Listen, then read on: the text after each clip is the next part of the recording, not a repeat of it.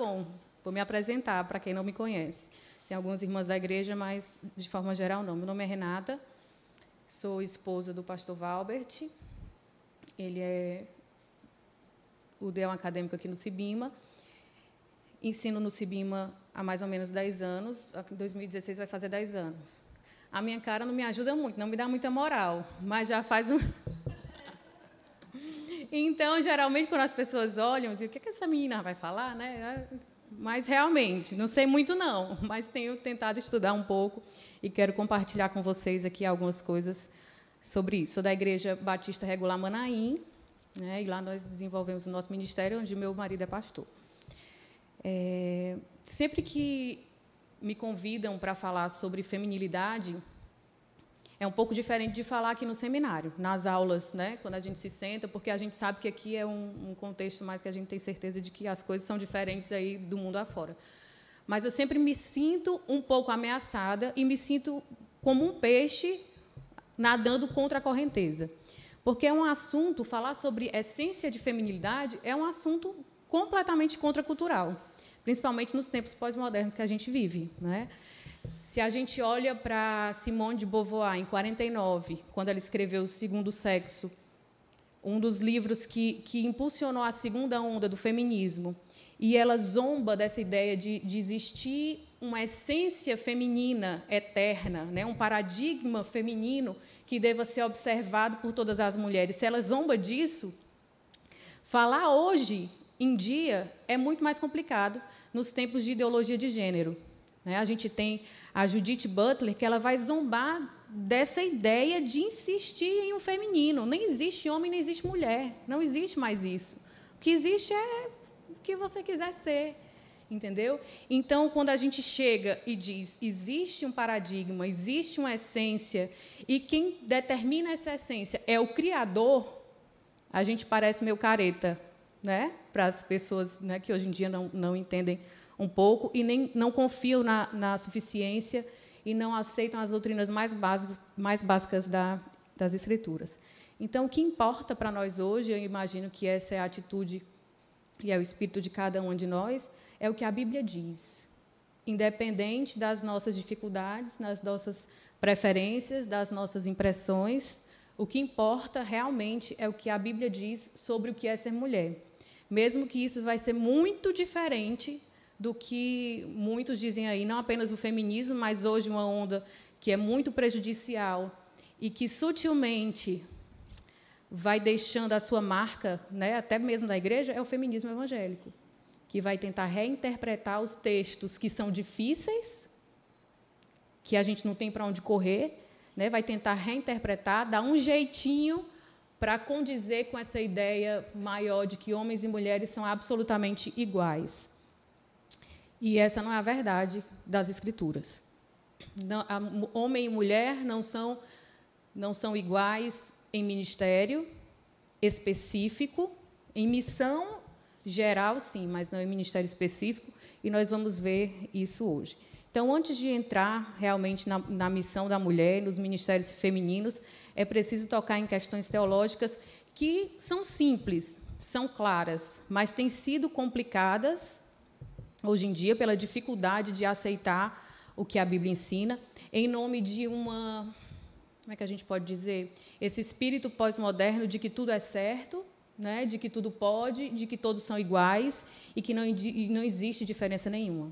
E Deus criou as coisas na sua multiforme sabedoria, criou homem e mulher de formas distintas, e Ele deseja usar essas diferenças em uma harmonia, em uma cooperação complementar para a honra e glória do nosso Senhor. Então, as 3 posições principais que a gente precisa ter em mente com relação ao ministério feminino sobre a igualdade entre homens e mulheres são igualitarismo, complementarismo e o tradicionalismo.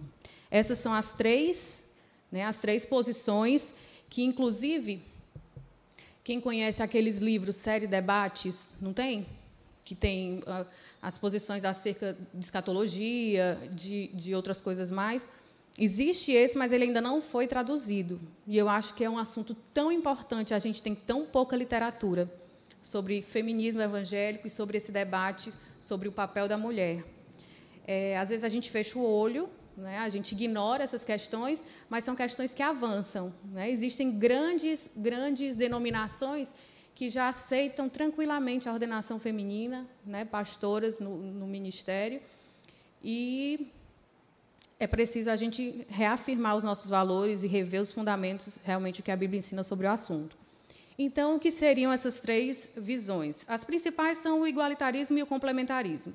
O tradicionalismo é uma visão que está um pouco já em desuso, que é aquela de que homens e mulheres são iguais em valor, em dignidade diante de Deus, mas em função são diferentes. Só que a função da mulher é restrita principalmente às funções da maternidade, né, e do casamento. Então, homens e mulheres são iguais, sim, em valor, em dignidade diante de Deus. Mas, com relação ao ministério, o ministério da mulher se restringe ao lar. Então, não tem muito espaço para a mulher dentro da igreja. O igualitarismo já é o extremo oposto, né? Ele vai defender a total igualdade entre os homens e as mulheres, e ele tem essa tendência de minimizar as diferenças. A todo custo, vai dizer que homem e mulher são iguais, e vai querer eliminar qualquer tipo de hierarquia funcional ou ministerial dentro do reino de Deus.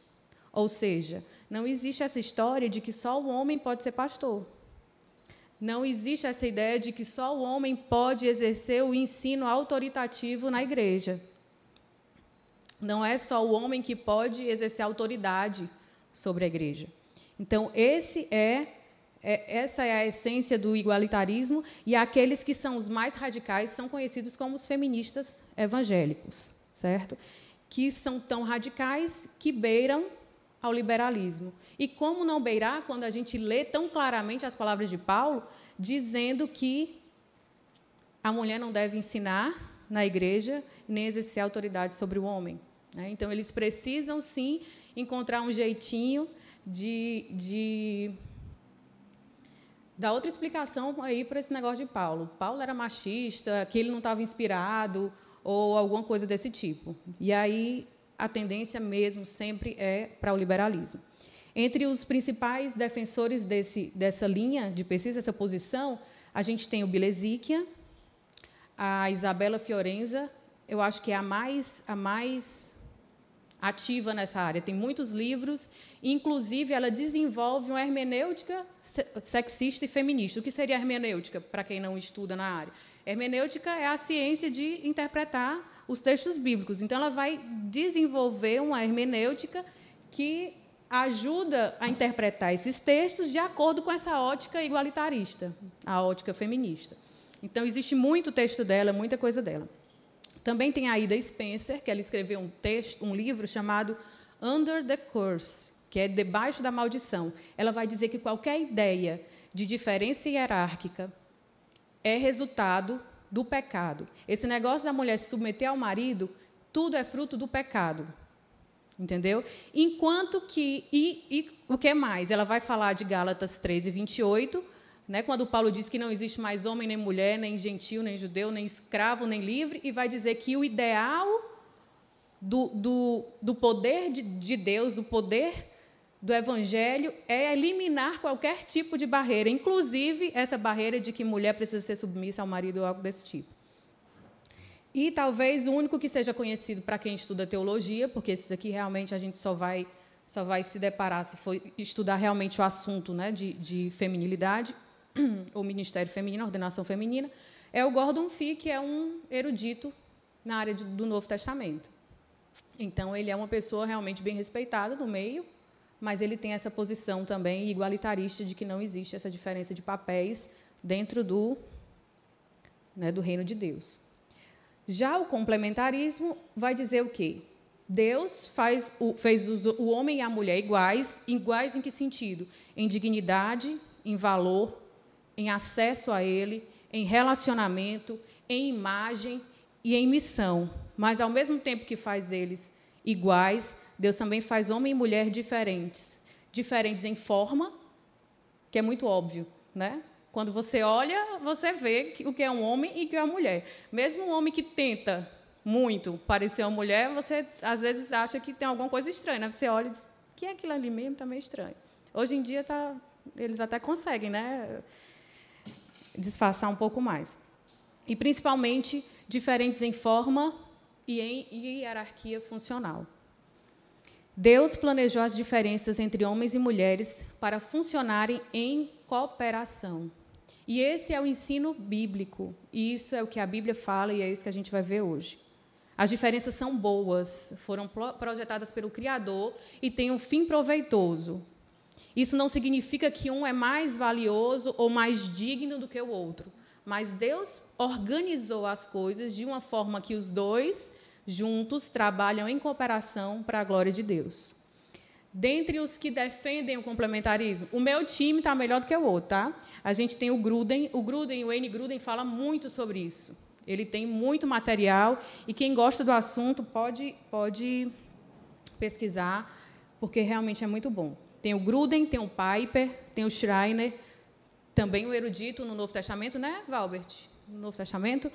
Tem o MacArthur, o Borland, e eu coloquei duas mulheres aqui que eu acho bem interessante. Elizabeth Elliot, que morreu agora, né, no meio do ano, uma figura fantástica, uma das mulheres mais influentes. E também a Dorothy Patterson, que eu gosto muito de falar dela, porque ela é uma doutora também em teologia, que tem abençoado muitas outras mulheres, porque estuda, né, e pode ensinar, desenvolver o ministério e a missão que foi entregada para as mulheres, né, de acordo com o que Paulo fala, de ensinar outras mulheres como ser realmente uma mulher. Então, o meu time eu acho que está melhor do que o outro, não está? Então, hoje a gente vai ver que o complementarismo é o ensino bíblico e como a gente vai ver em algumas passagens específicas. Primeira passagem que eu gostaria de ver com vocês é Gênesis, capítulo 1 e capítulo 2. Por que Gênesis? Porque é no Gênesis que a gente encontra a essência da feminilidade e da masculinidade. É em Gênesis que a gente vê o ato criativo de Deus e os propósitos pelos quais ele criou homem e mulher. No primeiro momento, eu quero falar um pouco sobre a igualdade entre homem e mulher. E isso é importante falar, e é muito importante a gente frisar e deixar isso bem claro na nossa mente, porque a Bíblia é acusada sistematicamente de promover um discurso misógino, de promover uma opressão masculina, uma opressão masculina sobre as mulheres, e isso não é verdade, né? Os estudiosos da literatura, eles vão falar de uma presença que eles vão dizer que quase onipresente desse discurso misógino. O que é um discurso misógino? É um discurso que denigre a imagem da mulher. Então, levantando toda a literatura, né, mundial, eles vão encontrar algumas questões que se repetem, como a ideia da mulher faladeira, como a ideia da mulher mentirosa, da mulher rixosa. E ele vai dizer, isso aqui se repete muito. Isso aí é um ranço, isso é uma consequência do ensino cristão. A gente sabe que o cristianismo influenciou grandemente o mundo e os pensadores de forma geral.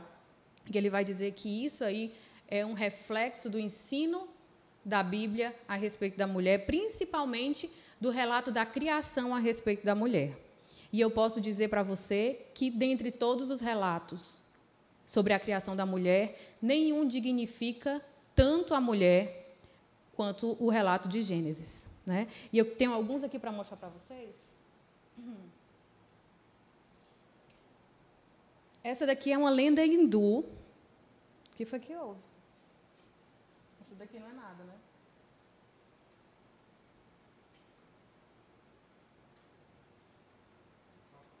Mau contato, né? Então, o primeiro que eu vou mostrar para vocês é sobre uma lenda hindu que fala sobre a criação da mulher. Eu acho que vai demorar. Então, eu vou ler e vocês vão acompanhando por aí, tá certo? Diz a lenda que o Senhor, após criar o homem, e não tendo nada sólido para construir a mulher, tomou um punhado de ingredientes delicados e contraditórios, tais como timidez e ousadia, ciúme e ternura, paixão e ódio, paciência e ansiedade, alegria e tristeza. E assim fez a mulher e a entregou ao homem como sua companheira. Olha aí. Ou seja, o que é a mulher? É um misto de tudo o quanto há de mais contraditório no mundo. E aí ele entrega o homem, a mulher ao homem, e diz que após uma semana o homem volta. E diz, não, pode tomar aqui que eu não aguento não. Pode tomar porque eu não aguento essa mulher não. E aí vai embora, deixa a mulher lá. Quando é 3 dias depois ele volta. Ele diz, não, eu estou com saudade da mulher.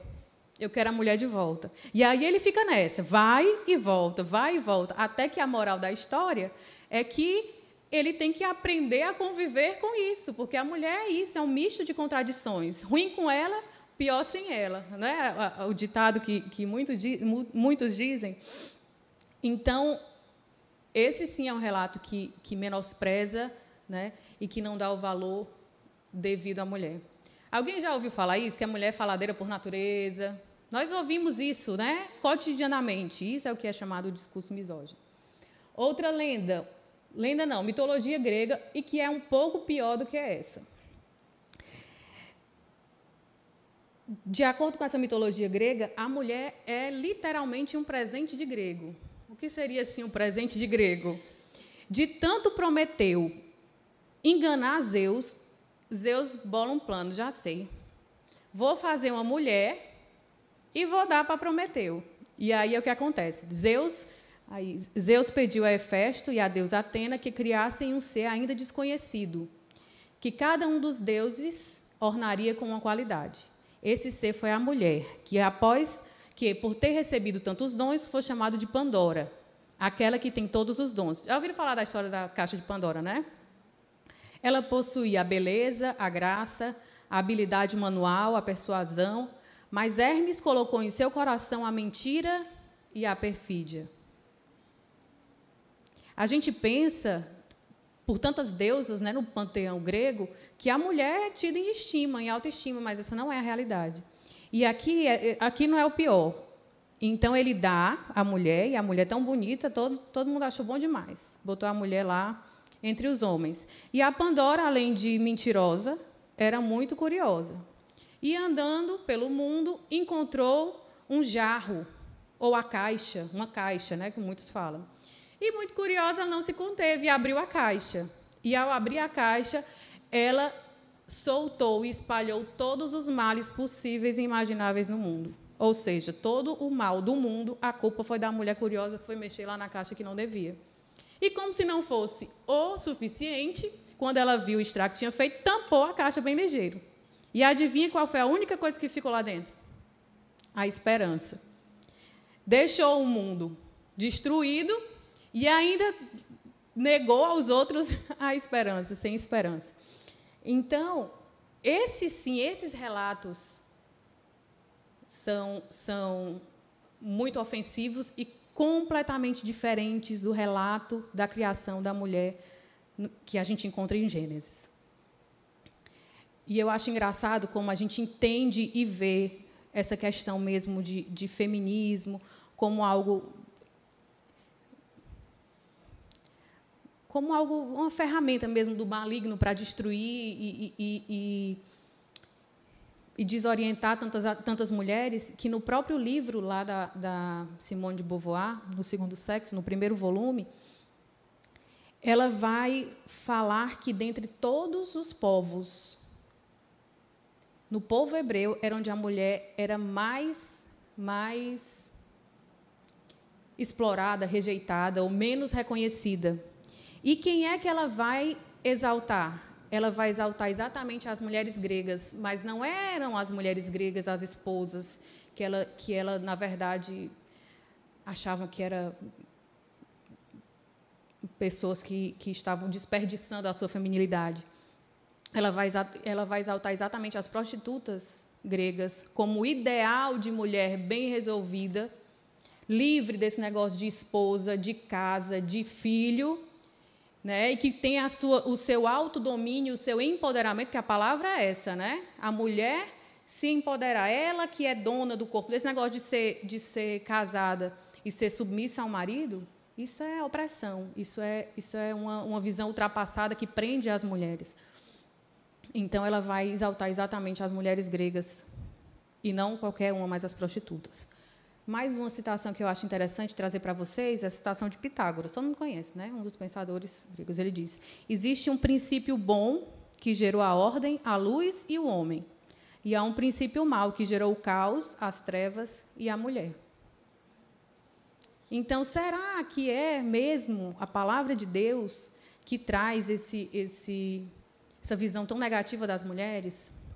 E eu gostaria de mostrar uma poesia para vocês. E essa poesia eu acho que vai nos dar uma perspectiva muito melhor da coisa. E criou Deus o homem à sua imagem, a imagem de Deus o criou, homem e mulher os criou.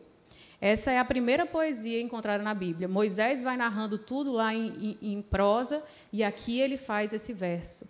Essa poesia que exalta a igualdade e a diversidade entre homens e mulheres. Cada linha, a gente tem uma verdade importantíssima. A primeira linha: Deus criou homem e mulher. Todos, ambos, são criados por Deus.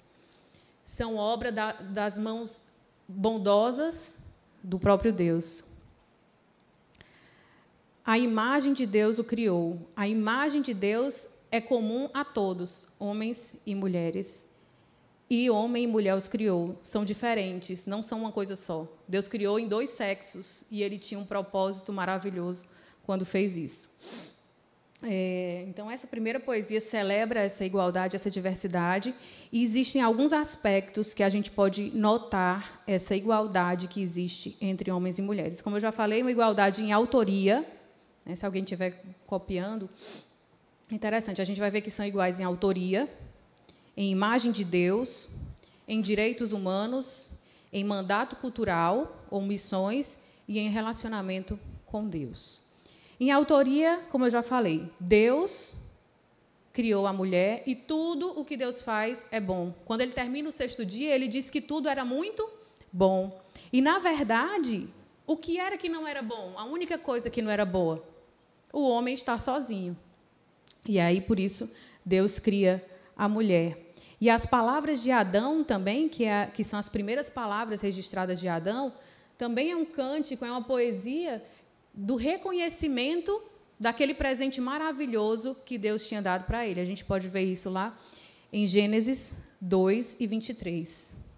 Então disse o homem: esta é agora osso dos meus ossos e carne da minha carne. Ela será chamada mulher, porquanto do homem foi tomada.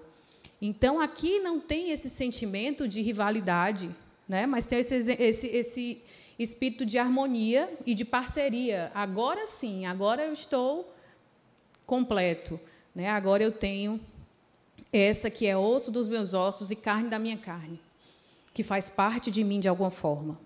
Então, diferente dessas mitologias, onde a mulher é vista como um presente de mau gosto, a mulher é um presente maravilhoso e o próprio homem reconhece isso.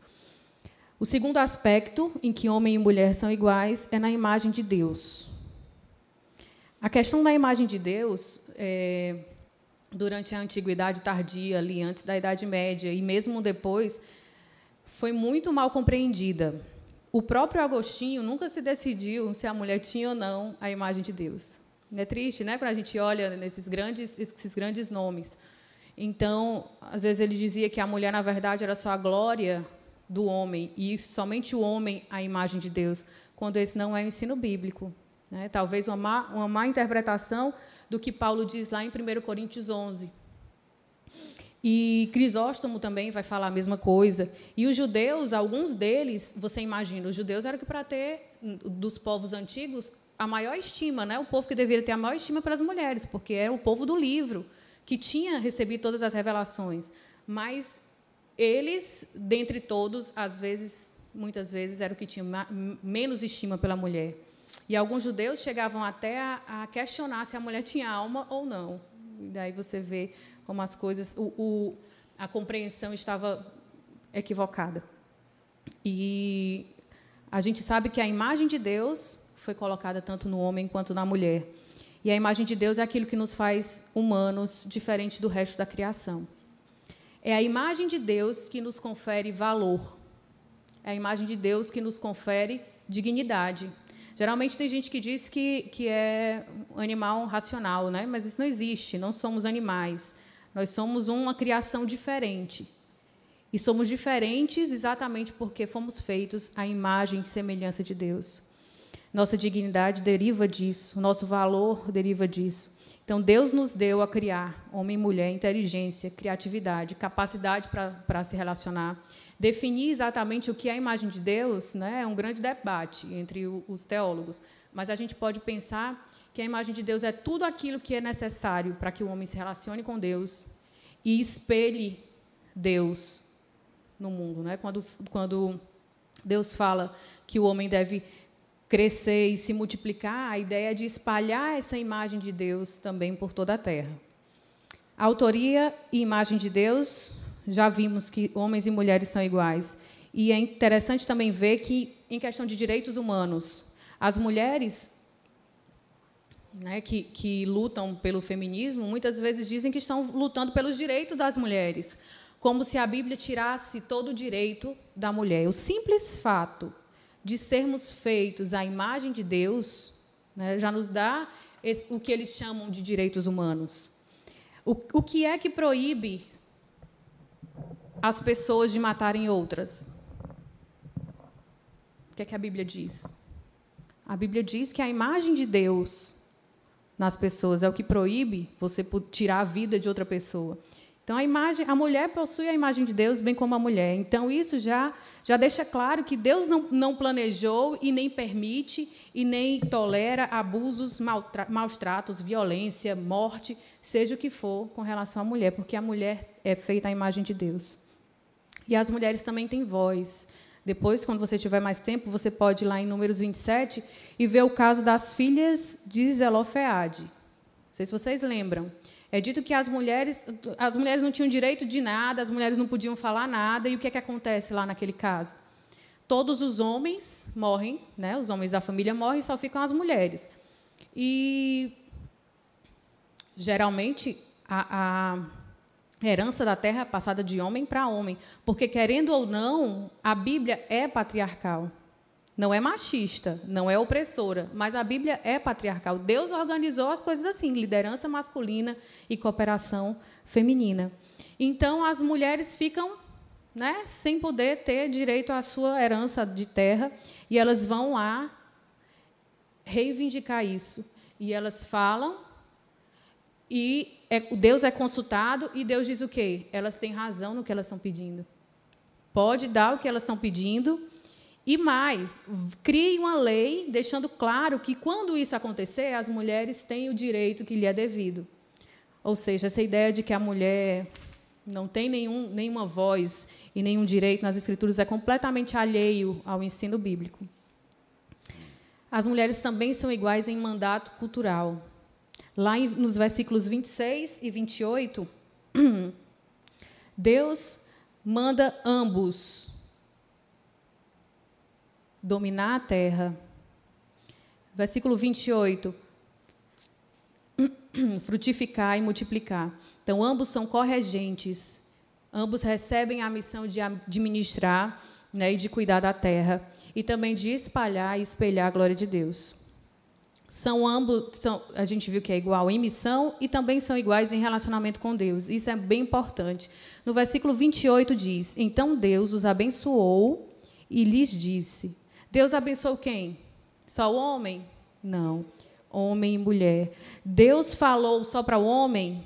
Não. Deus falou para o homem e mulher. Ambos são alvo do relacionamento com Deus. Ambos têm acesso a Deus. E quando a gente traz todas essas verdades para o Novo Testamento, a gente vê que ambos recebem o Espírito Santo de Deus, né? Atos 1:8, e mesmo o cumprimento da profecia de Joel. As mulheres também recebem o Espírito Santo. Então, as mulheres também são ministros de Cristo, tanto homens quanto mulheres. A grande comissão é feita para homens e mulheres. Todos têm a responsabilidade diante de Deus de proclamar o Evangelho e trabalhar para o reino de Deus. Gálatas 3:8 é o grande texto dos feministas, né, dos que defendem essa posição igualitarista. Vamos lá, rapidinho. Eu nem marquei aqui.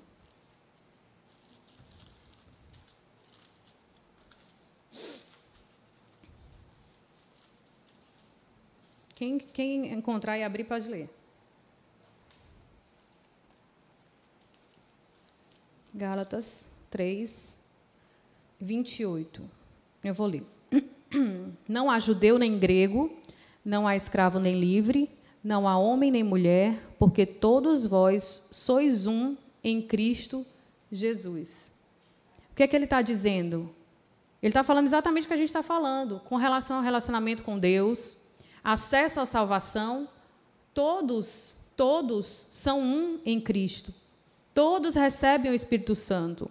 Quando a gente pensa no tratamento que os judeus davam às mulheres, e também no relacionamento que eles tinham com os gentios, dá até para entender, porque quando eles viram que os gentios recebiam o Espírito Santo, eles ficaram, como é que pode uma coisa dessa? Então, da mesma forma, já que tratavam tão mal, muitas vezes, as mulheres, precisavam entender que as mulheres também eram alvo, estavam incluídas no plano de Deus.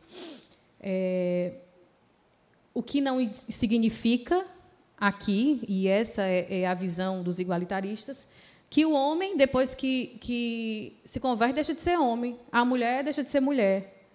Né? A gente não perde a nossa identidade de gênero quando se converte, quando recebe o Espírito Santo. Não vamos perder, e muito provavelmente, como a Bíblia deixa bem claro, a nossa identidade de gênero a gente vai carregar eternamente.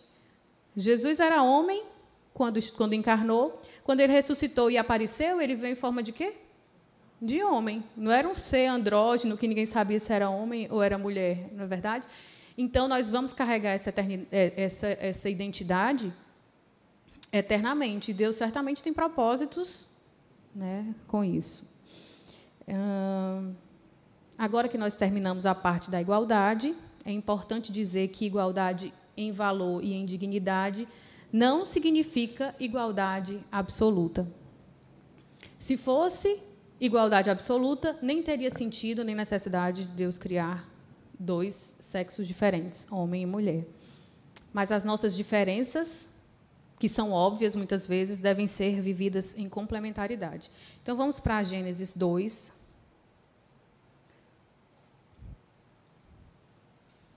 (18 a 23), e a partir daqui a gente vai ver algumas diferenças. E onde está a diferença? A primeira diferença é a diferença mais óbvia. Nós somos uma criação diferente.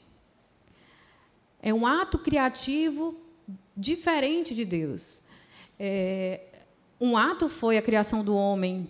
Deus pegou do pó da terra e formou o homem. A criação da mulher já foi um ato criativo diferente, com características diferentes. A mulher tem um corpo diferente, tem funções biológicas diferentes.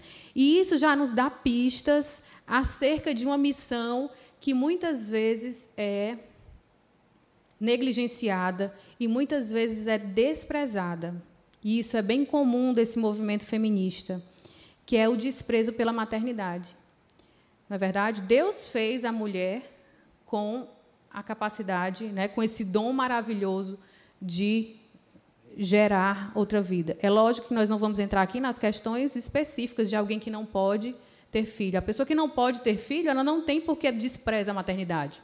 Ela não tem porque, por algum motivo, Deus tinha outros planos para a vida dela. Mas aquela que pode, a quem Deus concedeu esse dom, ela precisa encarar essa missão como uma missão importante que está ali determinada pelo design divino ao criá-la como mulher. E hoje a gente vê uma tendência cada vez maior da mulher desprezar a maternidade. Então, muitas não querem mais ter filhos, muitas deixam isso para depois, e quando vê, o tempo já está passado, está perdido, e não pode mais voltar atrás. Né? A Beauvoir, novamente, falando sobre ela fala com um desprezo terrível sobre as características únicas biológicas femininas. Ela vai dizer que as mulheres estão presas na sua realidade física. Ela luta por uma igualdade sem distinção, mas, quando chega na questão biológica, não há como negar que existe uma diferença. Ela vai falar, então, ela vai traçar lá, desde do que ela chama de Idade Média, da Idade Média não, de Idade das... Como é? Idade da Pedra, exatamente.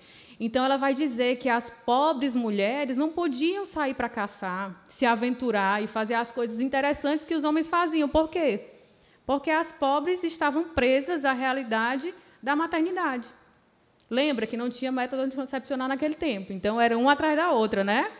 Então, elas estavam presas a essa realidade.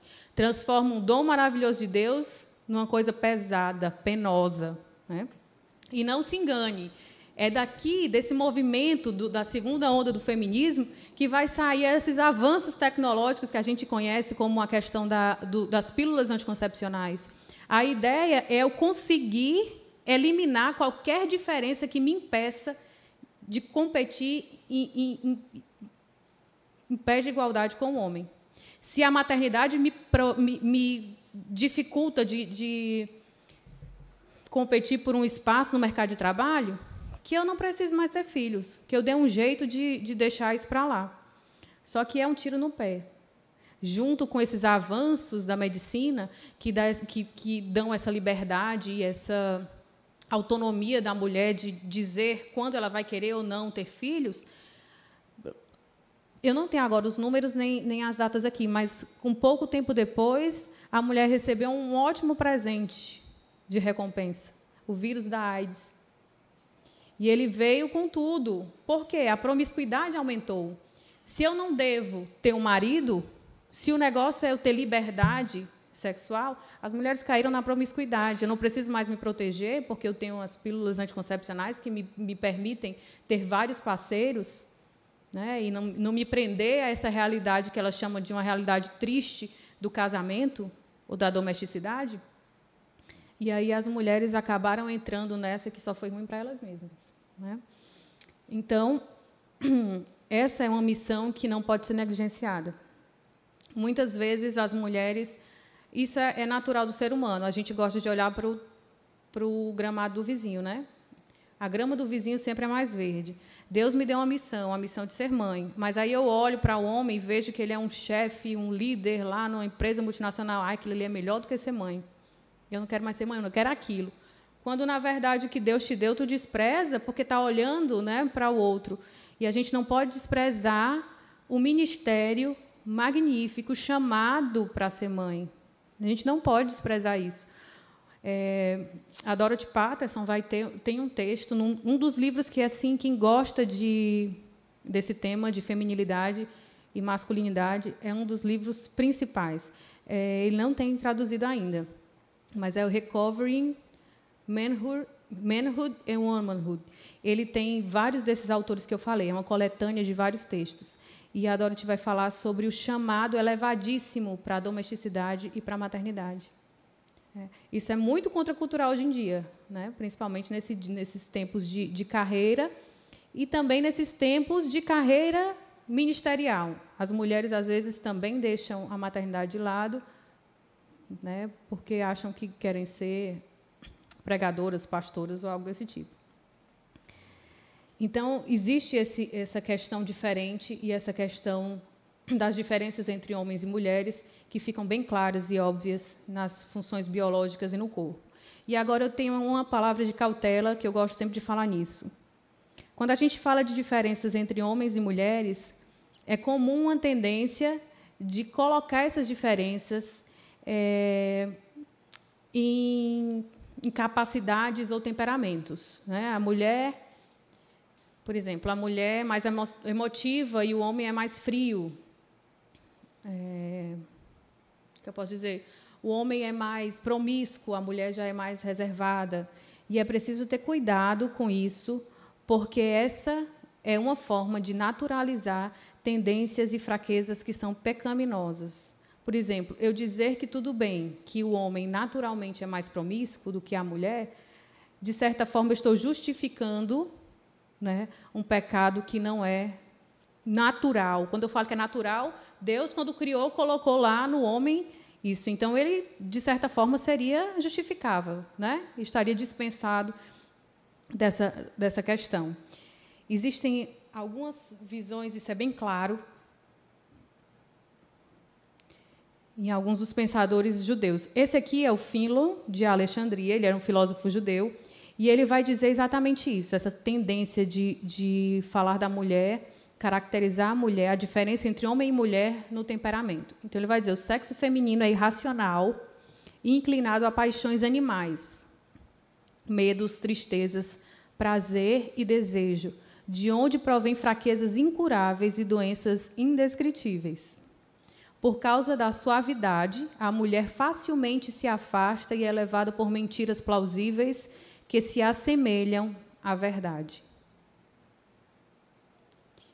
Eu dizer que, por natureza, o sexo feminino é irracional, por natureza, o sexo feminino é facilmente levado por mentiras, é o diminuir a criatura que Deus criou, é ofender quem fez, é ofender o Criador, e é justificar, como eu já falei, alguns comportamentos que são, na verdade, pecaminosos ou são fruto do pecado. Então, isso é preciso que a gente tenha esse cuidado. Outro que eu gostaria de falar é o Flávio Josefo, historiador judeu. Ele diz que de mulheres não seja aceita nenhuma evidência por causa da leviandade e temeridade do seu sexo. E é engraçado isso. Ele é um historiador, então ele diz que evidências, se for testemunhas femininas, não devem ser levadas em consideração.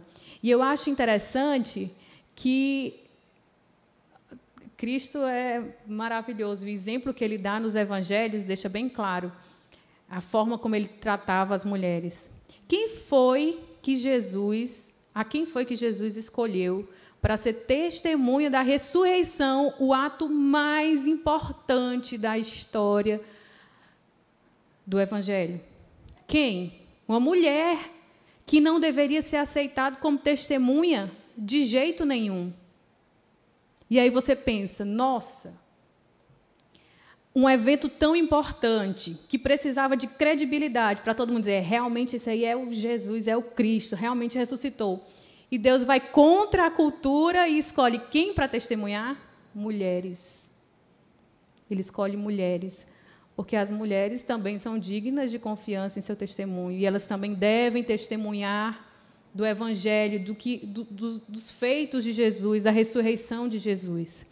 Isso é bem interessante. Alguns vão acusar Paulo, e até mesmo Jesus, de não ter escolhido pastores por causa do ambiente cultural. Não, Jesus não escolheu apóstolas porque ele sabia que aquele ambiente cultural ali não ia aceitar bem esse negócio de mulher dando, ensinando. Mas será que Jesus se dobraria realmente a essas questões? Ele que escolheu mulheres para testemunhar, ele que falou com a prostituta e deixou ela fazer perguntas, debateu realmente com ela verdades teológicas. E ela tinha uma prontidão teológica e uma lucidez que muitas vezes envergonha a nós. Ela vai fazer perguntas importantes a Jesus. Jesus que permitiu que uma mulher se sentasse aos seus pés, coisa que não era permitido. Um rabino não podia ter uma mulher sentada ali escutando, e Deus permitiu que a mulher ficasse e dedicou horas ali para ensiná-la. Então, certamente, se Deus não escolheu apóstolas, Deus não escolheu líderes mulheres, é porque esse não era o plano, e nunca foi, porque ele escolheu liderança masculina, mas não excluiu a participação feminina. Não, ele não rejeitou, ele não menosprezou as mulheres. Ele deu um espaço interessante, mas aqui é outro lugar. Se eu for falar muito de Jesus e das mulheres, a gente vai gastar o nosso tempo todo. Fica para outra vez. A nossa diferença física é a diferença mais fácil. A diferença que é mais difícil de aceitar é a nossa diferença hierárquica. E que Deus deixa claro no versículo 18, quando diz que a mulher foi feita para o homem. E no versículo 21 e 22, quando diz que a mulher foi feita do homem. Então, ela é feita para o homem, e ela é feita do homem. E aqui é que a gente diz que as feministas piram, Elas não conseguem aceitar porque é demais. Como é que pode? Eu sou feita para o homem e sou feita do homem. Isso aqui já nos dá a certeza e a clareza de uma organização e uma prioridade que está implícita aqui na narrativa de Gênesis. Se você disser, não, Não significa que o homem vai liderar a mulher, porque o homem foi criado primeiro do que a mulher. Porque antes de criar o homem, Deus criou o quê? Os animais. Então, os animais vão ser os líderes dos homens. Esse é o argumento que geralmente os igualitaristas levantam. Por mais que você diga que não fique claro aqui em Gênesis que existe essa prioridade, essa hierarquia estabelecida por Deus, não tem como fugir do que Paulo diz em 1 Coríntios 11. Vamos lá, rapidinho?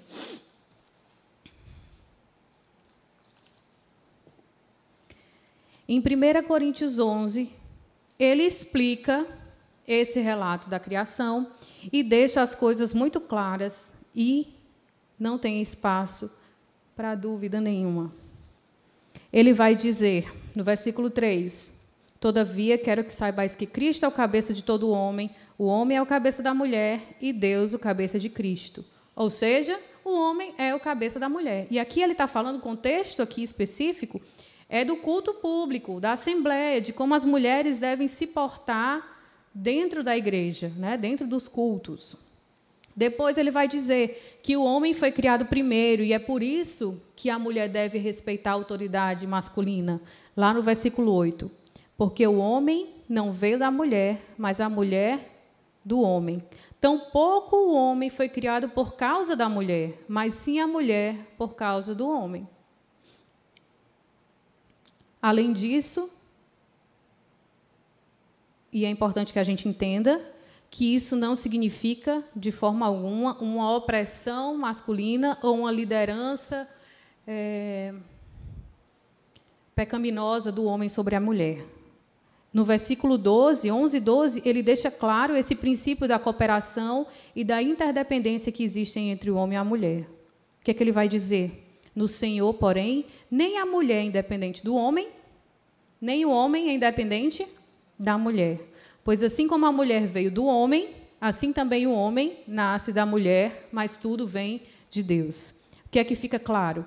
Uma hierarquia funcional, onde o homem é o cabeça, mas que a mulher também tem o seu papel, onde o princípio da cooperação e interdependência, né, funcionam juntos, aqui no caso específico para a edificação da igreja. Então, fica clara essa organização econômica funcional. É uma parceria organizada, é uma equipe complementar, homem e mulher trabalhando, realizando a missão dentro do reino de Deus, como uma equipe complementar, uma parceria organizada. E como é que Deus organizou? O homem lidera, né, a mulher. A gente também pode ver uma diferença em função específica. A gente viu diferença física, né, diferença hierárquica e diferença em função específica, e a gente vai ver isso lá em Gênesis 2:18, voltando lá para Gênesis. Disse mais o Senhor Deus, não é bom que o homem esteja só, eu lhe farei uma ajudadora que ele seja idônea, ou que ele seja adequada. Então, aqui a gente encontra outra missão que é fundamental da mulher e que está ligada com o design divino da mulher. A mulher, by design, por desígnio divino, por criação, ela foi criada para ser ajudadora e auxiliar. Ajudadora, é importante entender, não é que significa que ela é um apêndice ou que ela é dispensável, mas ela é necessária. Como o próprio versículo 18 deixa claro, não é bom que o homem esteja só. Então, se não é bom, é porque é necessário que tenha essa parceria e essa complementaridade entre homem e mulher. Então, a mulher tem uma missão em parceria indispensável com o homem, debaixo da liderança masculina.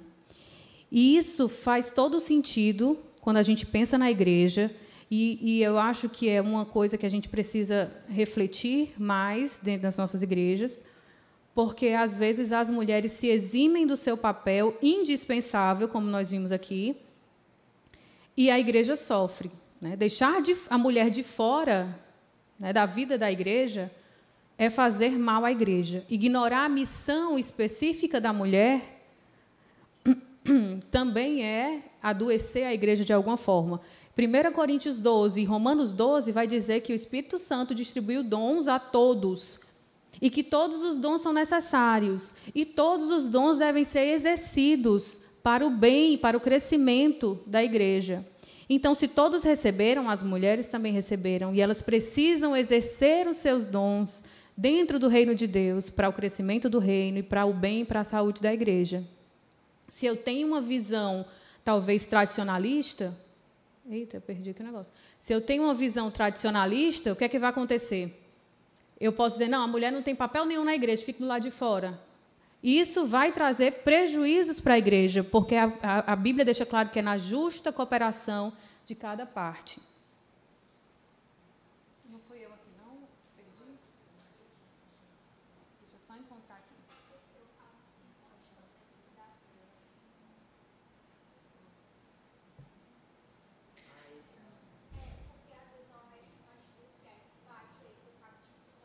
Porque está muito coisado, né?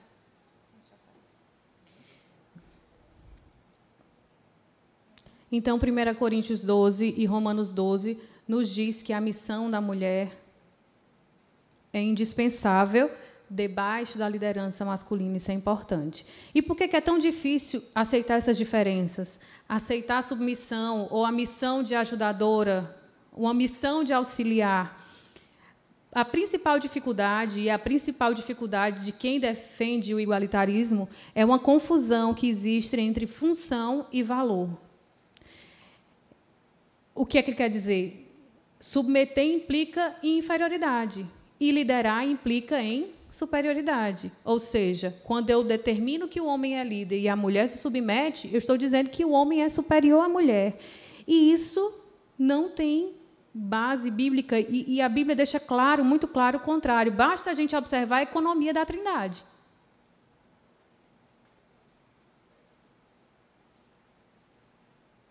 Tem certeza que é assim?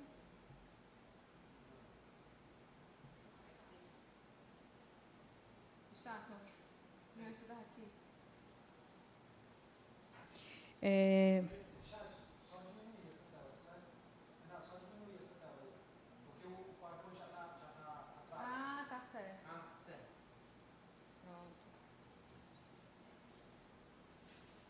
Foi lá para cima. Só um minutinho aqui, gente. Pronto. A Bíblia deixa isso claro, que função não significa valor pela própria economia da Trindade. Deus Pai, Deus Filho, Deus Espírito Santo. O Filho se submete ao Pai, ele é inferior ao Pai? Não é inferior ao Pai. E quando a gente pensa na sociedade também, Deus escolhe alguns para serem líderes, sem que isso signifique que ele é superior em valor e em dignidade àqueles que são liderados. Na própria igreja, quando a gente vai falar de 1 Coríntios 12, Romanos 12 deixa isso claro, que existem dons diferentes, nem todos os dons são iguais, né? Existe a cabeça e tem aqueles membros que não têm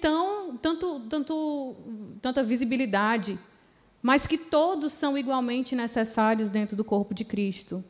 E o exemplo do próprio Cristo é importante. E aí é importante ver que, muitas vezes, essa questão de ministérios femininos tem mais a ver com uma briga de egos do que uma briga por direitos. Não é verdade?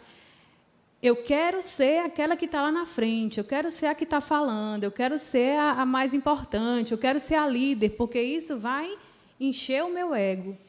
Quando Jesus ensina exatamente o contrário, o que é que ele ensina? Aquele que quer ser o primeiro tem que ser o quê? O servo de todos. Você tem que servir, esse é o espírito. Mesmo o pastor que vai em busca do pastorado por conta de posição, está indo com a motivação errada e não vai terminar bem o seu ministério, não é verdade? Então, é importante entender que não existe cabimento para essa confusão entre função e valor. Outra coisa também que dificulta aceitar essas questões que a gente está levantando aqui é um entendimento errado sobre liderança. A gente pensa que quem está na liderança é quem está na posição mais privilegiada de todos. E esquece que aquele que está na liderança está na posição mais difícil, de maior peso. porque é aquele que tem a responsabilidade e que vai prestar contas diante de Deus. Na verdade, a mulher está na posição privilegiada.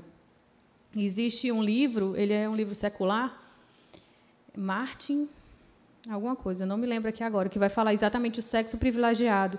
E ele vai voltar na história e desfazer esses mitos levantados da mulher coitadinha, oprimida, que, na verdade, a mulher sempre esteve, e talvez ele exagere um pouco nisso, né? Porque a gente sabe que existe a opressão, o pecado traz isso, né? Da opressão masculina sobre as mulheres, mas que as mulheres estiveram, em muitos momentos, numa posição, na verdade, privilegiada.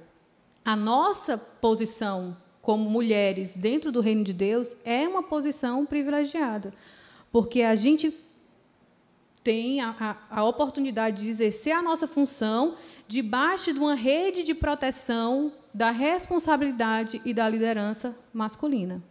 É lógico que, se eu tenho uma liderança muito diferente do que Deus diz que deve ser a liderança, a mulher vai sofrer, né? Da mesma forma no casamento. Se eu tenho um marido que ama a ponto de dar a vida pela esposa, qual é a dificuldade de submeter a um homem como esse, a um marido como esse? Né? Se é um líder que segue os passos de Cristo, né, que cuida e que zela pelos seus liderados, qual a minha dificuldade como mulher, de exercer a minha missão debaixo dessa rede de proteção e dessa liderança masculina? Né? Muitas vezes o problema é que nem a mulher se submete e nem se submete, né, na sua missão ao homem, nem o homem lidera como deveria liderar. E essa é uma questão que precisa ser vista e colocada diante de Deus em arrependimento. Outra coisa é o entendimento errado de submissão. E aí a gente não vai, né, demorar muito tempo nisso, mas é importante entender que submissão não é ser escrava, não é ser passiva, não é ser escondida ou subutilizada, não é ser desnecessária, mas é usar todos os dons e todos os talentos que Deus lhe deu debaixo da liderança protetora masculina para a glória de Deus. Você não pode dizer, eu sou mulher, não preciso fazer nada, não. Deixa que o homem faz. Deus tem missão, tem uma missão, e espera que você te deu dons e espera que você use esses dons debaixo dessa liderança protetora para a glória de Deus. E agora que nós vamos entrar na próxima parte. Alguém quer dar uma parada para tomar água, alguma coisa, ou a gente vai direto? Vai direto. Então, vamos lá. Por que falar de diferenças essenciais? Né? Então, a gente gastou 1 hora ou mais. Eu não consigo ver ali o negócio direito, não. 1 hora, né? Então, por que passar 1 hora falando das diferenças essenciais? Quando eu falo de essenciais, eu falo de essência, né? de paradigmáticas, de mais íntimas, de homem e de mulher, para tratar de mulher em missão. Por que isso é importante? Porque a diferença hierárquica essencial, que Paulo vai colocar nos trechos que a gente vai ver agora, é a base para as diferenças ministeriais. A justificativa para a mulher se submeter à liderança na igreja, como a gente viu em 1 Coríntios 11, é o quê? O fato de que Deus criou e organizou as coisas assim. E isso vai se repetir no 1 Timóteo 2, que é uma das passagens principais, e em outros textos também. Isso, né, que a gente viu na missão da igreja, o plano de Deus também é a parceria complementar e a cooperação sob liderança masculina. Então, a gente vai ver rapidamente 4 passagens, e vai ser rapidamente mesmo por causa do nosso tempo. Mas a gente vai ver 3. Uma eu vou passar tão rapidamente que nem pode ser considerada. A gente vai ver rapidamente 1 Coríntios 11, 1 Coríntios 14 e 1 Timóteo 2. Essas são passagens que são bem difíceis, são os textos mais difíceis para os igualitaristas. Por quê? Porque eles deixam bem claro a diferença funcional e ministerial de homens e mulheres. Tá certo? Então, os igualitaristas vão procurar ferramentas para interpretar esses textos de uma forma que dê para colocar a mulher em pé de igualdade também no ministério. Então, como eu falei, eles vão desenvolver uma hermenêutica feminista, eles vão apelar para a crítica textual. No caso de 1 Coríntios 11, o próprio Gordon Fee vai falar, 1 Coríntios 14, quando fala que a mulher deve permanecer calada na igreja. O Gordon Fee vai dizer que ali, aqueles versículos, na verdade, não são versículos inspirados, mas são um acréscimo que foi feito depois pelos copistas, pelo fato de, em alguns manuscritos, aqueles 2 versículos aparecerem em lugares diferentes no próprio texto. Mas a gente sabe que não existem evidências suficientes para dizer isso, que aqueles versículos não são inspirados. Então, isso é uma tática comum, né, de quem quer defender uma igualdade sem distinção nenhuma, principalmente no ministério dentro da igreja. Apelar para a crítica textual, apelar para o contexto, dizer que Paulo falou aquilo, mas ele estava limitado ali ao contexto. Mesmo que as bases e os fundamentos para aquilo que Paulo esteja falando sejam questões eternas, porque ele vai apelar para quê? Para o relato da criação. Então, não tem como fugir, dizer que se limita simplesmente àquele tempo. E eles acabam caindo mesmo no liberalismo. Não, aqui Paulo não estava dizendo isso mesmo, não, aqui não é inspirado, ou isso, aquilo, outro. Então, é preciso que a gente tenha a nossa bibliologia, né, a doutrina da Bíblia bem firme no nosso coração. Doutrinas como inspiração das Escrituras, inerrância das Escrituras, ter uma boa hermenêutica, ter uma interpretação histórico-gramatical do texto, vai nos ajudar a entender de que forma o todo faz o sentido. Né? Por que Paulo, em 1 Coríntios 11, vai dizer que a mulher ora e profetiza na igreja, só que deve fazer em submissão, e lá em 1 Coríntios 14 vai dizer que a mulher permaneça calada na igreja? Exatamente no contexto de exercício dos dons. Como é que a gente explica? Gordon Fee explica, não, isso aqui foi um acréscimo, não é palavra de Paulo. Mas a gente não vai fazer isso, né? Porque a gente sabe que ali é palavra de Deus inspirada. Então, é isso que a gente vai ver alguns textos agora, tá bom? 1 Coríntios 11, já que a gente já está falando dele. Vamos lá.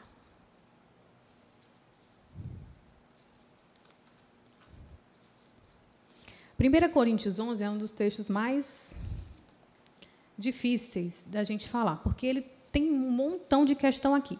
Vai falar de hierarquia, vai falar de véu, vai falar que a mulher é glória do homem, enquanto o homem é a imagem de Deus, e outras coisas mais. A gente não vai entrar nos pormenores porque eu não tenho, né, o tempo suficiente. As minhas alunas sabem que as 4 horas de aula não são necessárias para a gente pegar cada textinho desse e pegar cada pormenor do texto. Então, o que é mais importante e o que é que fica bem claro nesse texto? Primeiro, o contexto está falando de culto público, de como as mulheres devem se apresentar na igreja, exercer os seus dons na igreja. Então, fica claro, a participação da mulher existe. A mulher ora, a mulher profetiza. Ou seja, a mulher não é muda, né? Porque alguém pode dizer, Paulo está dizendo que a mulher entra muda e sai calada da igreja. Como é que pode um corpo desse? Como é que eu vou edificar, exercer meus dons dessa forma? Então, Paulo deixa bem claro aqui. A mulher ora e a mulher profetiza. Mas aí ele vai dizer que a mulher ora e profetiza, levando em conta a liderança masculina, respeitando e honrando a liderança masculina, porque o homem é o cabeça da mulher. E Deus, o cabeça... Cristo, o cabeça do homem, e Deus, o cabeça de Cristo. E, como eu já falei, ele frisa para não dizer que a mulher está numa posição não privilegiada. No versículo 11 e 12, vai falar que nenhuma é independente do outro, né? Esse caráter complementar indispensável do ministério do homem e da mulher dentro da igreja.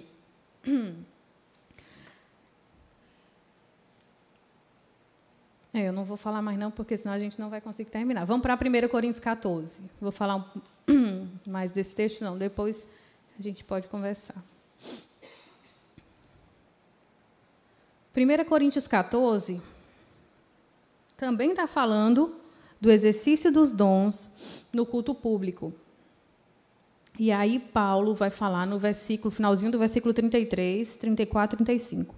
Como em todas as igrejas dos santos, as mulheres devem permanecer caladas nas igrejas, porque não lhes é permitido falar, mas estejam submissas, como também a lei ordena. Se quiserem aprender alguma coisa, perguntem em casa ao marido, porque para a mulher é vergonhoso falar na igreja. Como assim? Né? Quem é que responde?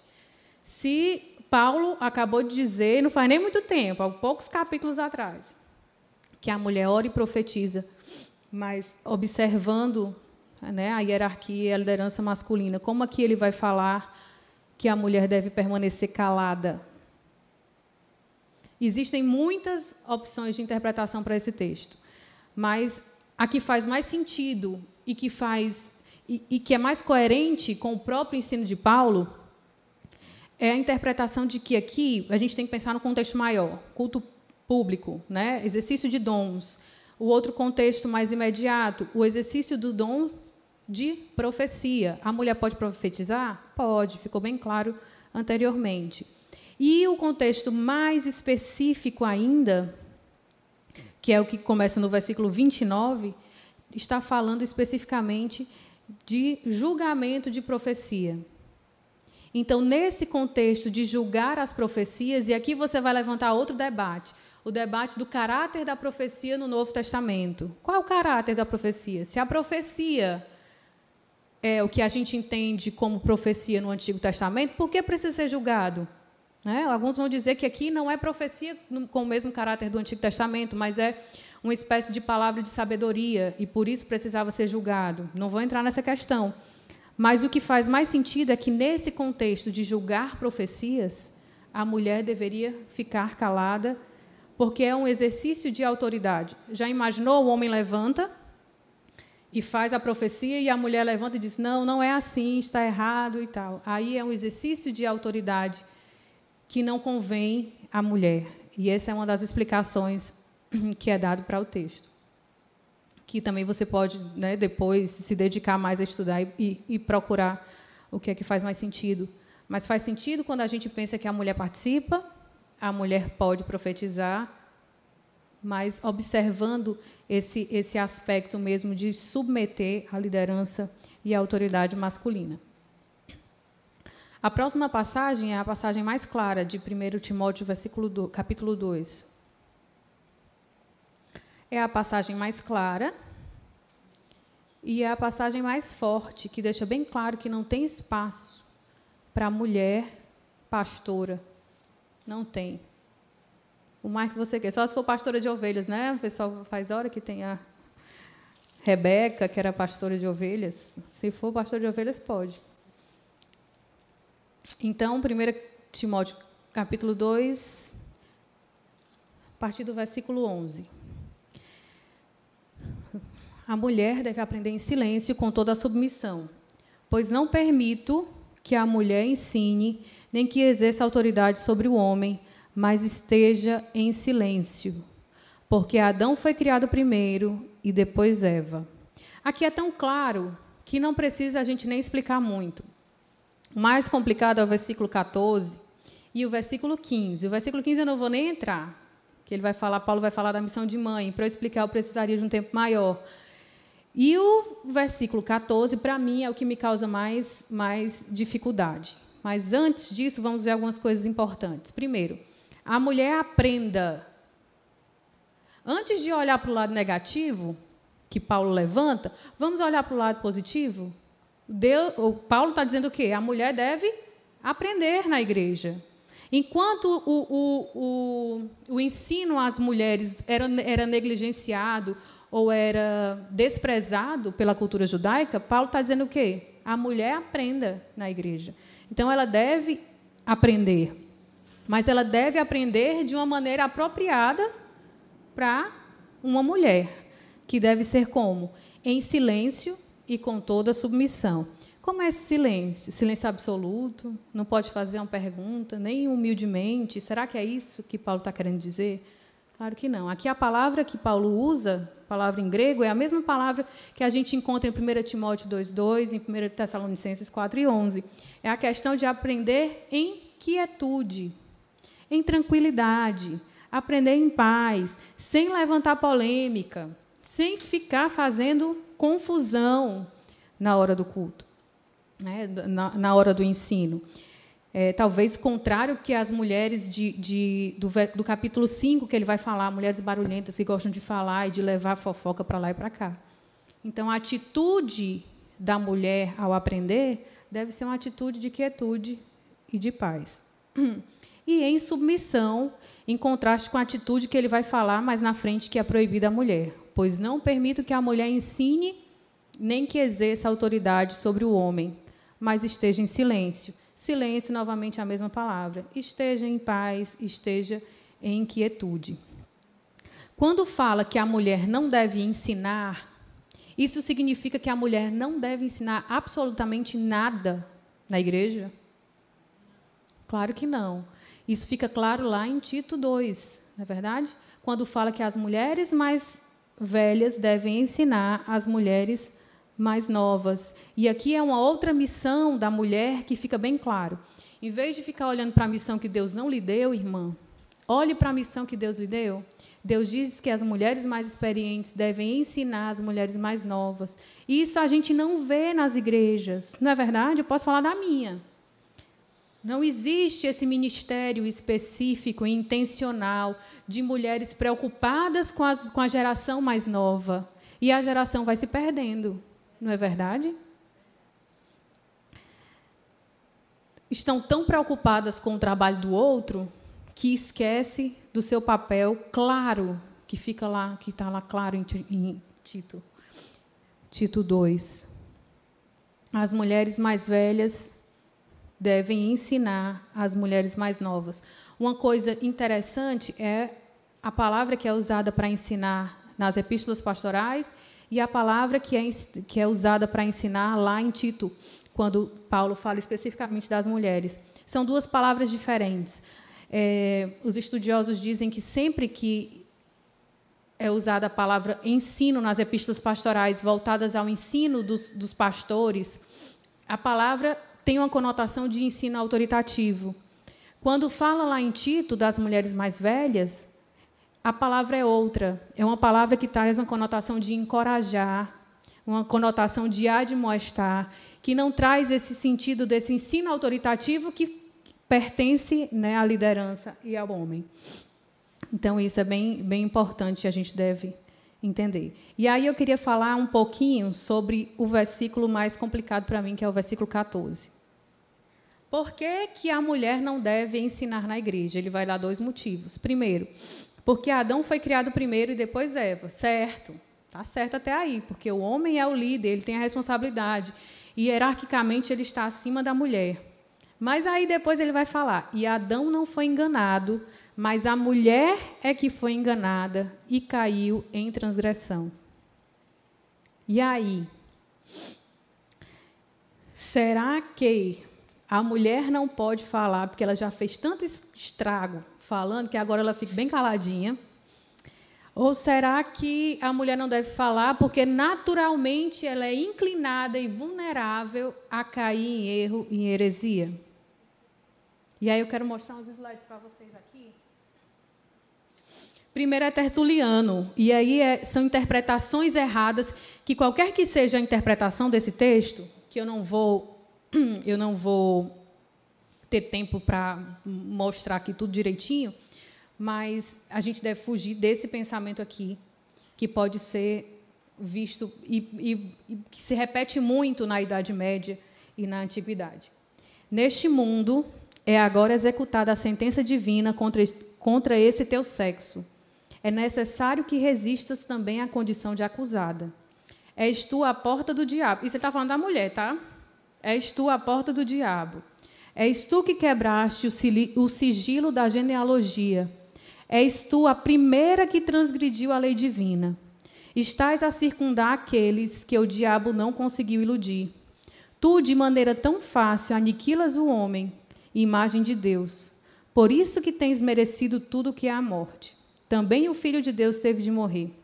E está agora em espírito e coberto de ornamentos a tua túnica de pele? Então, Tertuliano ele vai escrever muito e ele vai exagerar nessa culpa que a mulher tem. E ele fala que a mulher deve andar sempre de cabeça baixa, como se estivesse carregando o peso de ter deixado o pecado entrar no mundo. E isso não é... E essa não é o que Cristo diz, né? Não é a mensagem nas Escrituras. É quase assim, fique calada porque você já fez tanta besteira, então agora o que você pode fazer é ficar bem quietinho no seu canto. Será que é isso? Eu não creio que seja isso. Outra, aqui é Epifânio. Agora, uma coisa importante. Sempre que a gente pega textos assim, a gente tem que ter cuidado para não cair no seletivismo, né? Quando a gente vai coletar os materiais sobre os pais da igreja. A palavra que pode descrever a atitude dos pais da igreja com relação à mulher é ambiguidade. Ao mesmo tempo que Tertuliano diz aquilo, mais na frente ele vai dizer que tem salvação para a mulher. Que bom, né? Pelo menos isso, a salvação depois dessa desgraceira toda. E ele vai falar também, ele vai escrever sobre como se portar, como se vestir as amabilíssimas irmãs. Ou seja, existe aí uma bipolaridade, às vezes. E a gente deve entender o contexto em que esses homens estavam inseridos. Contexto de heresias. E ontem, quem estava aqui ontem à noite, o pastor Augusto Nicodemos falou muito sobre o gnosticismo. E uma coisa que ele não falou é a presença do elemento feminino fortíssimo no gnosticismo. As divindades que traziam as revelações, muitas eram mulheres, né? O elemento maior do gnosticismo, ele era tanto homem quanto mulher. E a ideia era que essa questão de sexo se acabasse realmente. Então, as mulheres também eram muito levadas para essas religiões esotéricas, emocionais, porque geralmente era onde elas tinham mais liberdade de participar dos cultos, né? Elas tinham mais liberdade e, por isso, elas eram arrastadas para esse tipo de heresia. E duas delas, Maximila e Priscila, contra quem Epifânio vai falar aqui, são duas que junto com Montano, vão criar a heresia chamada de montanismo. É uma heresia que nasce dentro da igreja e que também tem esse caráter emocional, de novas revelações, e elas eram as duas profetisas últimas, né, que tinham esse conhecimento diferente. E ele vai falar exatamente contra ela. Fora a questão das heresias, a gente tem que entender o caráter mesmo da promiscuidade da época. E eles vão elevar um rigor ascético, essa questão da virgindade, essa questão do celibato. E, por isso mesmo, as mulheres eram vistas como ameaça à pureza individual do homem. Muitas mulheres que queriam servir, a gente vai ver mais na frente, muitas delas tiveram que fazer votos de castidade para ter algum tipo de oportunidade de ministério. Os próprios homens, Agostinho falava que o ideal dentro do casamento era que o homem não tocasse a sua esposa. Então, até mesmo do casamento, existia um tipo de casamento que era um casamento mais piedoso, que deveria ser buscado pelos crentes. Então, Epifânio vai falar, em verdade, as mulheres são uma raça fraca, indigna de confiança e de inteligência medíocre. Exatamente o que a gente falou. Deus não criou dessa forma. Deus não criou. E não é por isso que a mulher não pode ensinar, não é por isso que a mulher não pode participar. Mais uma vez, vemos que o diabo sabe como fazer as mulheres vomitar adiante ensinamentos ridículos, como ele tem conseguido fazer no caso de Quintila, Maximila e Priscila. Então, o fato de muitas mulheres serem levadas pode ter criado esse tipo de reação por parte de muitos pais da igreja. E é interessante a gente pensar que, apesar de tudo isso, a gente vai ver exemplos de mulheres que foram cooperadoras e que se destacaram, tanto na igreja primitiva, como nessa antiguidade tardia e idade média. Que horas são, por favor? Quem pode me dizer? Já vai dar 5 horas, não é isso? 10 para as 5? Então, eu vou fazer o seguinte. Como tem muita coisa aqui para frente, eu vou deixar a próxima parte para amanhã, certo? E a gente continua, mas eu gostaria de fazer algumas conclusões assim mesmo.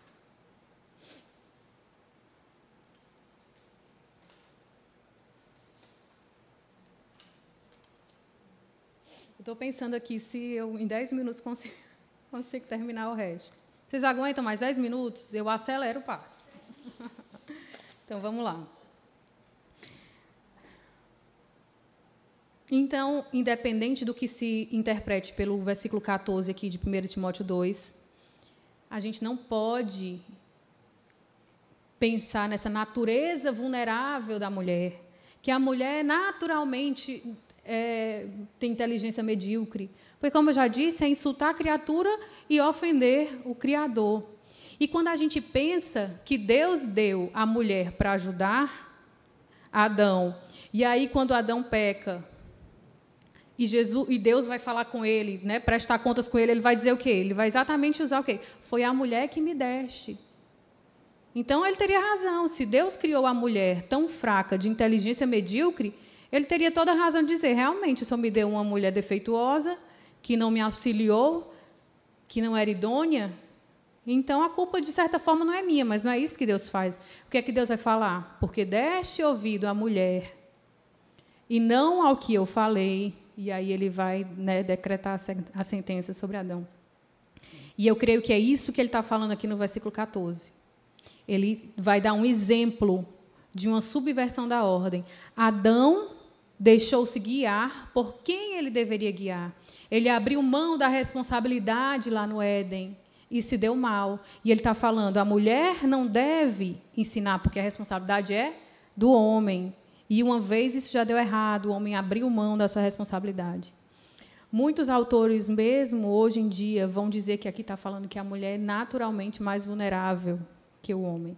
E eu não consigo entender nem enxergar isso depois de ver o plano perfeito e belo da criação de Deus, tanto para o homem e para a mulher.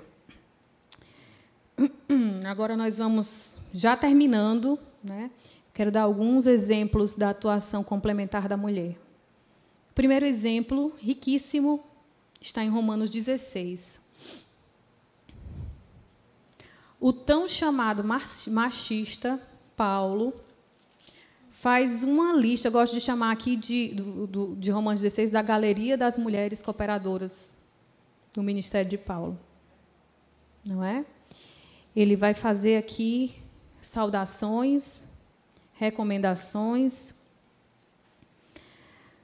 e ele vai reconhecer e celebrar o labor e a cooperação de mulheres notáveis na expansão do reino de Deus. No capítulo 16, ele vai colocar vai citar 29 pessoas que ajudaram ele. Das 29, 30? Não, 29, e das 29, 10 são mulheres. Olha aí como é que é machista um homem desse, né? Da atuação complementar da mulher. Como é que é machista um homem desse, que no hall de 29 pessoas, 10 eram mulheres. E as palavras que ele usa para se referir a essas mulheres são palavras realmente de reconhecimento do valor e da cooperação. Ele vai falar de são cooperadoras, companheiras de ministério, que cooperaram, ajudaram, trabalharam muito, ampararam, pelejaram junto com ele na expansão do reino de Deus. Isso é um exemplo, né, de atuação complementar da mulher. Diante disso, né, de um panorama desse, de mulheres e homens trabalhando juntos, o que será que esses pais da igreja poderiam dizer? O que você acha que Crisóstomo diria a respeito disso? Eu vou dizer para vocês o que ele disse. É uma vergonha para os homens. Quando ele vai falar de Romanos 16, ele reconhece e honra essas mulheres que trabalharam juntos, mas, ao mesmo tempo, ele diz, isso é uma vergonha para os homens. Ou seja, bem pensava que era para ter só homem aqui nessa lista, né? E não tinha só homem porque alguns estavam se eximindo da sua responsabilidade. Talvez não compreendeu como deveria esse caráter complementar da importância da atuação das mulheres em ministérios específicos. Muitas dessas aqui ministravam e cooperavam com Paulo através do ministério da hospitalidade. E foram relembradas aqui, ou seja, não existe esse ministério maior ou menor, algo que é mais importante. Eu ir para o Timor-Leste é mais importante do que eu receber um missionário na minha casa e servi-lo, né, com hospitalidade. Todo serviço é serviço diante de Deus. O serviço de eu criar os meus filhos na admoestação do Senhor, dentro da minha casa, onde eu não tenho reconhecimento de ninguém, é serviço, é ministério, é missão, e Deus reconhece esse trabalho que a gente faz. Não é preciso estar na linha de frente, não é preciso estar debaixo dos holofotes para que isso seja reconhecido e tenha valor diante de Deus. O que importa é o valor que tem diante de Deus. A Antiguidade Tardia também traz um rico legado de mulheres que participavam ativamente na igreja. Depois, né, os pais apostólicos são aqueles que seguiram os apóstolos. Nas igrejas deles, existia, sim, uma rede de mulheres que trabalhavam como diaconisas, no cuidado com as viúvas, com cuidado com as virgens, ensinando aquelas mulheres que iam se batizar, ensinando as outras mulheres, ajudando-nos nas necessidades dos santos, ministérios importantes também de mulheres que se destacaram. E as coisas não foram fáceis, é verdade. E a gente sabe, pela história da igreja, que as mulheres foram sendo deixadas de escanteio. Mas, apesar dessas limitações que foram impostas, pela compreensão errada da natureza da mulher e da missão da mulher, muitas mulheres se destacaram por demonstrarem uma lucidez e uma consciência da sua parte no reino de Deus.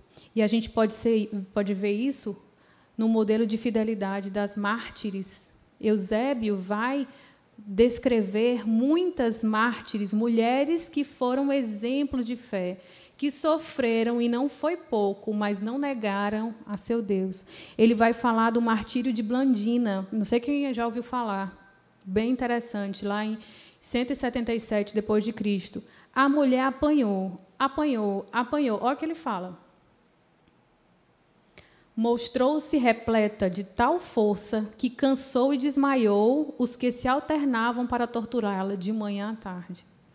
Quem torturava cansava de tanto torturar, e ela mostrando força. É dito que depois de tanto torturar, ela é colocada em uma estaca e colocada lá no meio do lugar onde os homens eram colocados juntamente com as feras, né, para serem devorados. E ela ficava lá. E tão grande a devoção e a fidelidade dela a Deus, que era um incentivo para aqueles homens que estavam sendo ali perseguidos e martirizados pela sua fé. As mulheres também foram exemplo de inteligência brilhante, mulheres que se dedicavam ao estudo das Escrituras. Jerônimo vai falar de Marcela, e ele vai dizer: e porque meu nome era tão estimado no estudo das Escrituras, ela nunca veio a mim sem perguntar algo acerca das Escrituras, nem aceitou imediatamente minhas explicações como satisfatórias, mas ela propunha questões do ponto de vista oposto, não com o objetivo de ser contenciosa, mas sim, ao perguntar, ela poderia aprender soluções para os pontos que ela percebia que podiam ser levantados em objeção. Que virtude encontrei nela, que inteligência, que santidade, que pureza, que eu tenho medo de dizer para que não exceda o que a crença considera credível. Uma mulher, 322, com todas as dificuldades que eram impostas, se mostrava amante das Escrituras, de inteligência brilhante. E eu sempre penso na gente, né? A gente tem a Bíblia com tão fácil acesso, e a gente não dá o devido valor. São poucas as mulheres que são exemplo, né, de estudo abnegado e dedicado às Escrituras. E ele fala mais sobre ela. E porque ela era tão discreta, e é interessante a gente ver a forma como ela desenvolvia a missão dela em modéstia. E porque ela era tão discreta e sabia sobre o que os filósofos chamam em grego to prepon, que é como se portar apropriadamente, quando era então questionada, costumava responder como se o que ela dizia não fosse por ela mesma, mesmo se os pontos de vista fossem dela mesma, mas que vinham de mim ou de outro homem, a fim de confessar que, sobre o assunto que ela estava estudando, ela mesma havia sido uma pupila, porque ela sabia das palavras do apóstolo. Eu, contudo, não permito que a mulher ensine, para que não parecesse injuriar o sexo masculino e aqueles pregadores que estavam inquirindo acerca de pontos obscuros e duvidosos. Até para ensinar, a mulher pode fazer isso em atitude de humildade, discrição, né, da forma apropriada que convém a uma mulher. Na Idade Média, infelizmente, as interpretações erradas a respeito do papel da mulher fizeram que as restrições aumentassem mais e mais. E eu quero mostrar aqui para vocês 2 sínodos que restringiram muito o papel da mulher. Um foi em 567 e o outro em 533. Nesse sínodo de Alcher, a Ruth Tucker vai falar que o sínodo convocado em Alcher declarou que as mulheres são, por naturezas, impuras. Como é que você imagina organizar um sínodo para decidir chegar numa conclusão dessa? Aquele sínodo decretou que as mulheres não poderiam receber o pão da comunhão com a cabeça descoberta ou participar, desculpem aí o erro, participar de qualquer forma da Eucaristia durante seu período menstrual. Ele também negou à mulher o direito de cantar na igreja, fazendo com que os coros das igrejas dependessem dos eunucos para cantar as vozes mais agudas. Foi cada vez mais restrito. Olha aí, Esté, você não poderia exercer o seu dom tão maravilhoso. Então, o sínodo decidiu isso, mas nem todos aceitavam e achavam realmente um absurdo. Então, a gente não pode também tirar por todos os pais da igreja. E inclusive, disse, que coisa mais absurda. Se o próprio Deus, o próprio Cristo, foi tocado por uma mulher impura e foi curada, por que uma mulher, em seu período menstrual, não pode receber, né, a Eucaristia? No outro sínodo, o de Orleans, em 533, foi decidido que nenhuma mulher deveria receber o bendicto diaconales, ou seja, a ordenação para serem diaconisas e atuarem como servas. A gente não teve tempo para falar sobre isso, né, diaconisa. Mas o ministério de diaconia sempre foi um ministério para servir e não implicava necessariamente em autoridade. Então, estava aberto, de certa forma, às mulheres. Então, as mulheres não podiam receber por conta da fraqueza do seu sexo. Proibiu também que os clérigos casados dormissem com suas esposas. E aí vai formar todo aquele quadro que a gente conhece pela Idade Média, né, do celibato, dos padres, das virgens e do movimento que a gente chama como monasticismo. Então, as mulheres que eram conscientes da sua missão, diante de tantas restrições, sabiam que deviam fazer sua parte no reino de Deus, a única opção que elas tinham era o quê? Correr para os monastérios, para os mosteiros. Então, é nesse período que vai crescer bastante isso, e muitas mulheres iam para esses lugares, e elas tinham que fazer voto de castidade, né? Tinham que continuar virgens para poderem servir dessa forma. A gente pensa, Deus deu o dom, né, a missão da maternidade, e isso pode ser exercido junto com o ministério e a missão na igreja local, e a compreensão errada fez com que muitas dessas, pelo amor que tinham a Deus e pelo zelo que tinham pelo reino de Deus, a consciência de que tinham que fazer a sua parte, deixassem isso de mão para que pudessem, de alguma forma, atuar, já que na igreja elas não podiam mais. A igreja foi se organizando, se estruturando e deixando as mulheres de fora. E elas, muitas delas, correram para isso. Os mosteiros eram centros religiosos, eram centros educacionais, intelectuais. As mulheres estudavam muitas escreviam muito e estudavam muito. Infelizmente, a gente não tem tempo para ver alguns exemplos aqui. Eram também núcleos sociais, onde elas podiam exercer a assistência às pessoas, a hospitalidade, e também era um centro missionário, quando a gente pensa em missões transculturais. E Bonifácio vai falar de Lioba, que atuou de uma forma ministerial como missionária, fundando mosteiros em outros lugares. Ele vai falar de quem a fama de santidade, de ensino virtuoso, penetrou em extensas terras e encheu os corações de muitos. Apesar das limitações, as mulheres conseguiam encontrar alguma forma, apesar de todas as dificuldades, para cumprirem o seu papel dentro do ministério. Algumas conclusões, agora a gente já vai terminar. Partindo do princípio fundamental de complementaridade e cooperação entre homens e mulheres, estabelecido na criação, fica claro que a participação feminina na missão da igreja é necessária e foi projetada pelo próprio Deus. O fato é que Deus, em sua soberania e multiforme sabedoria, organizou os relacionamentos de forma que homens e mulheres, iguais em valor, dignidade e importância diante de Deus, ocupem posições distintas e peculiares que cooperam e se complementam. O Espírito Santo distribuiu dons a cada membro da igreja, e tais dons, independentemente da função, são igualmente necessários para o bom funcionamento do corpo. O que a Bíblia deixa claro em todo o tempo é que os princípios fundamentais de liderança masculina e submissão feminina devem ser observados no exercício desses dons para a edificação da igreja. A existência, não tem aí, mas a existência de um amplo espectro de oportunidades para a participação ativa e necessária da mulher no corpo de Cristo. É aquilo que eu falei, a missão de ensinar outros, a missão de hospitalidade, a missão da maternidade, todas essas precisam ser reconhecidas em vez de estar olhando para aquilo que Deus não deu para você, que é a liderança ou o pastorado. É como se eu não fizesse a minha tarefa de casa e quisesse fazer a tarefa de casa do outro, né? Enquanto a minha é negligenciada e a igreja sofre com isso. Eu perdi minha mãe muito nova, eu tinha 11 anos. Como seria maravilhoso se esse ensino de mulheres mais velhas ensinando fosse algo mais vivo e mais prático, né?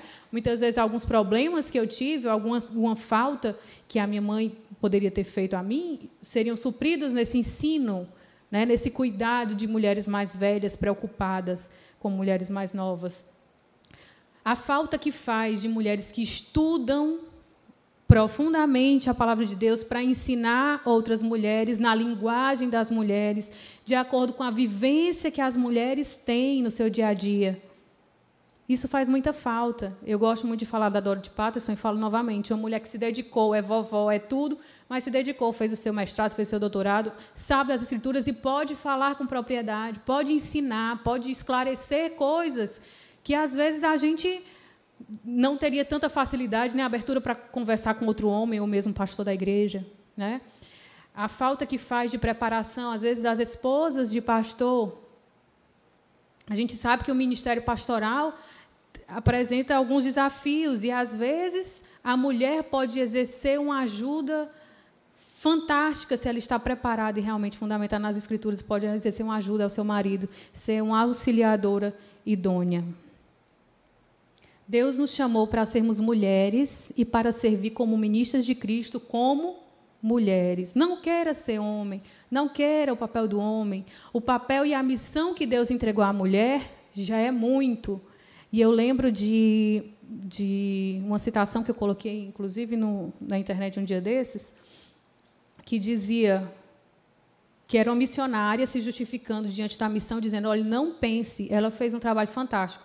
E ela dizia, não pense, isso 1800 e alguma coisa, não pense que eu sou dessas mulheres do direito das mulheres, ou seja, não sou uma feminista, não pense. Na verdade, eu acho que as mulheres já têm muito mais direito do que sabem fazer bom uso.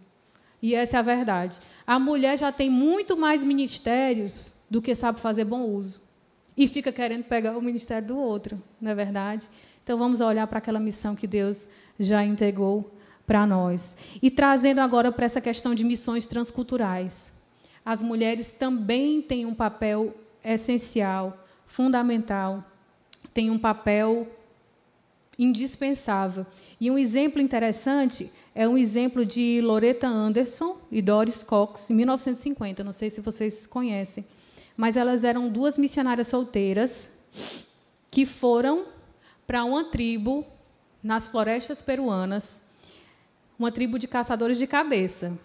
Olha, já sabe que mulher não é, por natureza, medrosa, né? Porque essas aqui foram e não tiveram problema com isso. E o chefe da tribo, algum tempo depois, confessou ao líder da missão isso aqui que eu vou mostrar para vocês. Opa, aqui. Se você tivesse mandado homens, nós o teríamos matado à primeira vista. Se fosse um casal, eu teria matado o homem e levado a mulher para mim. Mas o que um grande chefe poderia fazer com duas meninas inofensivas que insistiam em chamá-lo de irmão?